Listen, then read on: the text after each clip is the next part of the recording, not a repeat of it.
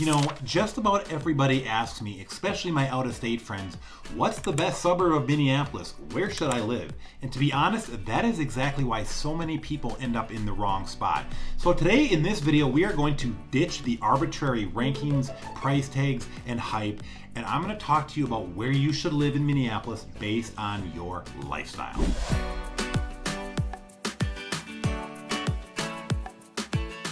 So in this video, we are really going to break down Minneapolis suburbs based on lifestyle, so you can see which one of these places matches up with your lifestyle. Because frankly, the best suburb for a young professional might not be the same best suburb for a growing family. And it's definitely not the best suburb then for somebody who wants walkability, lake life, or value.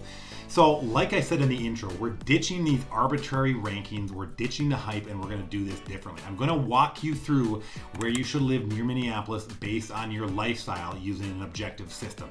So before we jump in and get going, just a little context about how this video is going to work. We are looking at the Minneapolis-based suburb, not St. Paul, for this video, and we're using 6 lifestyle categories. Each category will address a different why someone might choose to live in that suburb. There is no single winner, and you will definitely see some suburbs show up more than once. This video is about fit, not flex. So category number 1 is going to be schools, and this category is going to be based on K through 12 performance. We're going to be looking at measures like test scores, graduation rates, college readiness, district reputation, things like that. That's how you do well in this category. So our first contender, great place in this category, is going to be Minnetonka. Why? Well, Minnetonka consistently ranks among top districts in Minnesota with strong academics, AP offerings, and extracurricular rates. They have great graduation rates, approaching over 90%, and the district attracts families through open enrollment from across the metro. If you live in the Twin Cities, you know Minnetonka is absolutely known for its school district, among other things.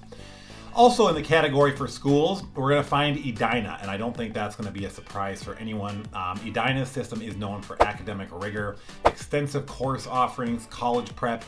It is one of the most well-established, well-funded districts in the state and has a very long and strong track record of performance.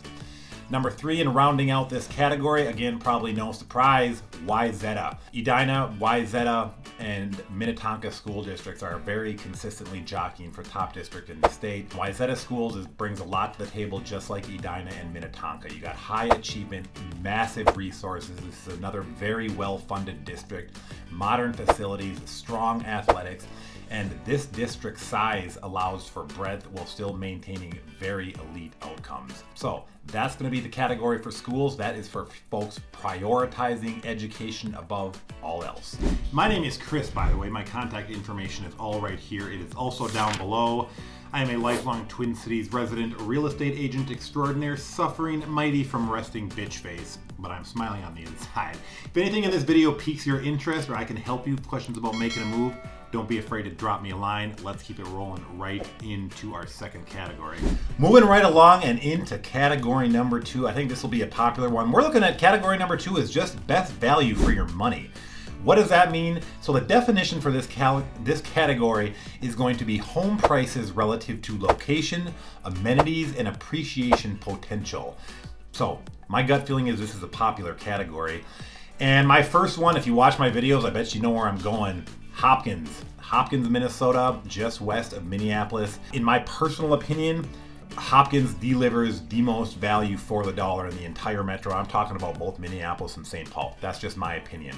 Hopkins offers fantastic proximity to Minneapolis. You get a real downtown, a main street on the historic registrar, strong property appreciation. You get a fantastic location, a much lower entry point than some of these big names surrounding suburbs like Minnetonka and Edina. Hopkins consistently punches way above its weight. It brings tremendous value.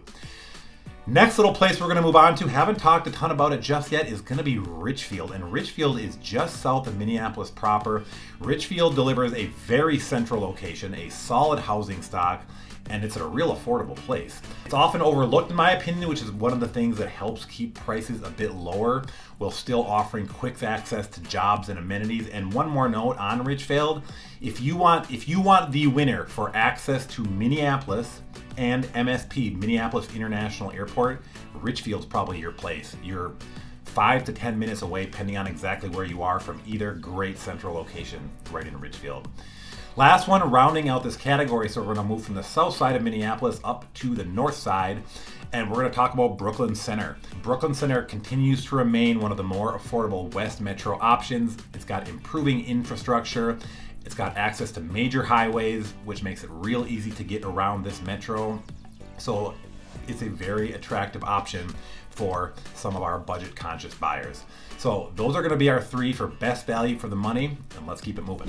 Category number 3 is going to be commute and location efficiency. What does that mean, you say?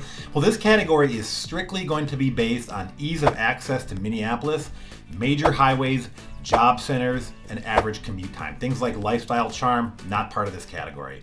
So 3 suburbs you need to consider if this is your category. St. Louis Park. St. Louis Park, in my opinion, is a great place. It sits directly against Minneapolis, just to the west. You have immediate access to 394, Highway 100, 169, fantastic highway access right on the doorstep of Minneapolis. It is one of the fastest, most flexible commutes into the metro. Great spot for business professionals, young professionals, things of that nature. Number 2, guess who's coming back? Richfield. Doesn't surprise me at all. Richfield, as we already talked about, it offers direct routes to downtown, the airport, South Metro job centers. Richfield is exceptionally located, making it a stud in the commute and location category. We already talked about its proximity to MSP, so you know that. Can't beat it. Number 3, new one coming on our list here is going to be Golden Valley. So just if you hop over 394 from St. Louis Park, you will find yourself in Golden Valley. Very similar to St. Louis Park. Golden Valley combines proximity with multiple freeway options. You can bike to downtown very easily. You are right on the doorstep of Minneapolis. You also get Theodore Wirth Park, Minneapolis' largest park, over 750 acres, kind of right in your backyard in Golden Valley. So that makes Golden Valley top 3 for commute and location efficiency. We're halfway through our list. That's 3 categories down. Let's get to the second 3 right now. Well, category number 4, I like this one, it's kind of exciting, is going to be walkability and daily convenience. So let's just chat about how we're defining this. This category is going to evaluate how much of your daily life can be done on foot. Groceries, coffee, dining, parks, errands, things like that. That's how we're evaluating this category. So let's get into it, and guess what? Right back on our list here is going to be St. Louis Park. St. Louis Park here offers, the reason St. Louis Park is on this list, it offers multiple walkable nodes. You've got the West End, you've got Excelsior and Grand, the area around Wolf Park, Cedar Lake, Westwood Hills Nature Center, Knollwood Mall, and in all these areas are then kind of integrated into residential areas. So you can get a lot done without a car in St. Louis Park, making it very high on our list for walkability and daily convenience. Guess who's back? Number 2 on this list, Hopkins. Absolutely belongs here. Hopkins has one of the most functional downtowns in the metro, and also one of the most charming, full of daily services, restaurants, parks, all kinds of small shops, and housing is all tightly connected. So you can get a lot done in Hopkins without a car. Number 3, brand new on our list, is going to be Robbinsdale. So just a little bit west of Minneapolis.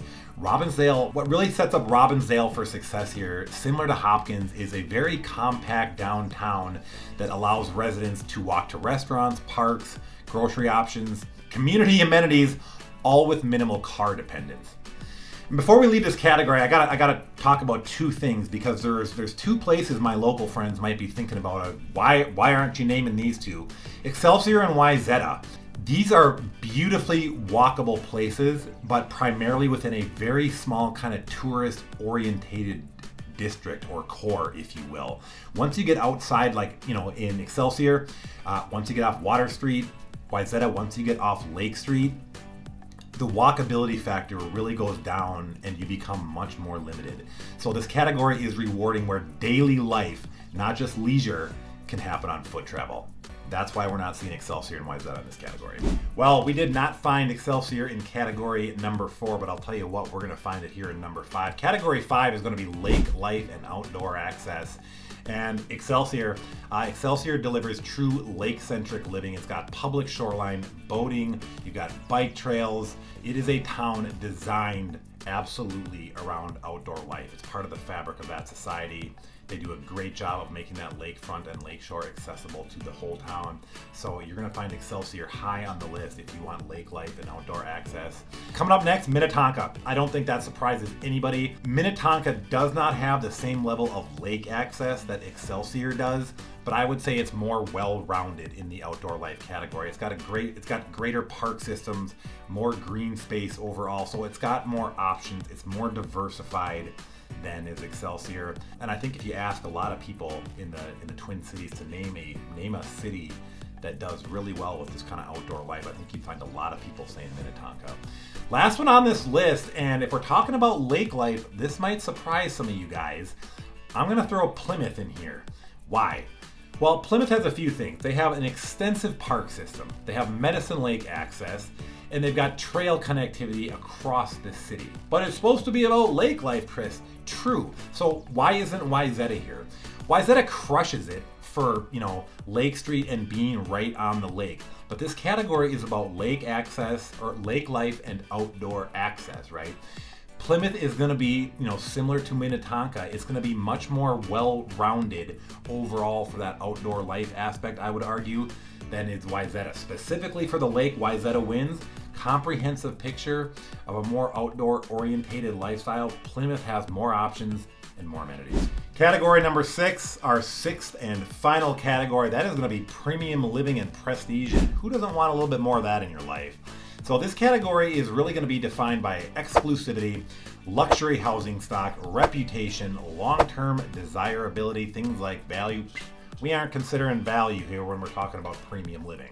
So who do we find in this category? Well, we find Edina. And to be honest, Edina is really the benchmark for prestige in the West Metro with luxury homes, very high-end retail, and super consistent demand. It's a heavy hitter that has been around for a long time. Its reputation precedes itself. I can go on and on and on. Edina is definitely on that list. Also on that list, not going to shock anyone with this one, Wayzata. Wayzata is almost a brand. If you tell somebody, in the Twin Cities, you're from Wayzata brand, you get some certain associations with that. Wayzata really blends that small town exclusivity with ultra elite lakefront properties, high-end shopping, and frankly, even a nationally recognized name. So Wayzata absolutely on this list. The last one on this list I love. If you're not from Minnesota, I don't think you know about this place. I think half of the people in the Twin Cities are not even aware of this one. We have a video on it as well. That's going to be Deephaven. And Deephaven is absolutely luxury. Deephaven is just on the western edge of Minnetonka.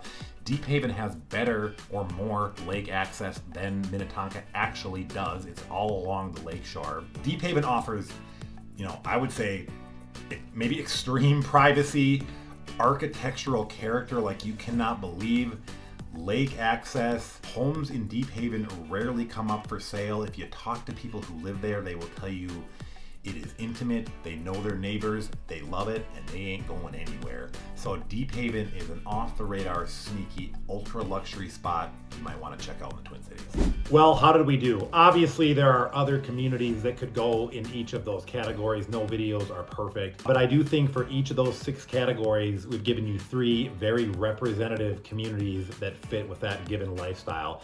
And the thing I just want you guys to understand is there is no best suburb, right? There is the suburb that is the best fit for you and for your lifestyle, and that's the purpose of this video. Some people want schools, some want walkability, some want value, some want a dock. So the best decision you can make is understanding what you actually prioritize versus what sounds impressive. If you guys have any other additional questions on any of these places or anything you saw in the video, contact information is right here. It's also below. Happy to answer anything you got. I hope you guys liked the video. If you did, please give me a like. It really helps. Thanks for watching, and I'll see you again on the next video real soon.